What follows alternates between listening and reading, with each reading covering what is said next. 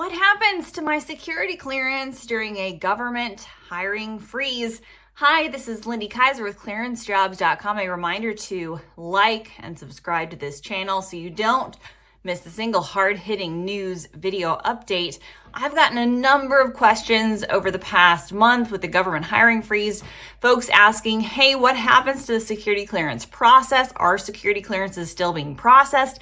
And then a number of nuanced questions around if my security clearance is favorably adjudicated, what can I do with that eligibility?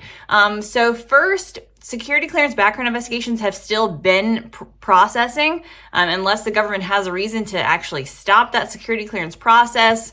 If it is still in process, it will generally keep going. Defense Counterintelligence and Security Agency remains at work. Government agencies remain at work. They are working through pending cases. So if you were put in for a security clearance for a part of an employment process and that clearance is favorably adjudicated, even though your position has either been taken away, removed potentially, or simply is in a frozen status, you're not sure what happens, what I can say is go ahead and take that clearance eligibility, create your free profile on ClearanceJobs.com because you have clearance eligibility. So you have a clearance. I've had a lot of folks ask, hey, what if I've gotten that favorable adjudication, but I haven't gotten an SF-312, which is the non-disclosure agreement, which is generally the starting point of starting that cleared position.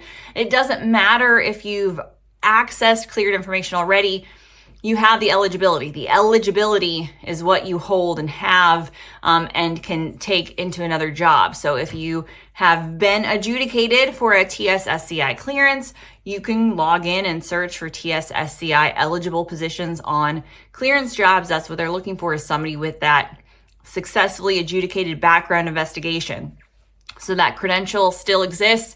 If you find yourself in limbo because of the government hiring freeze, great time to see what your options and opportunities are like out there. Again, you can still use that clearance eligibility. So it gets into the nuanced questions that we've had. Yes, background investigations are still being processed. The hiring freeze does not mean that DCSA is on freeze or the other agencies that conduct their own investigations are on freeze. We still see those pending investigations and that investigative work going through, especially if you get to the adjudicative phase, they're able to work through all of that.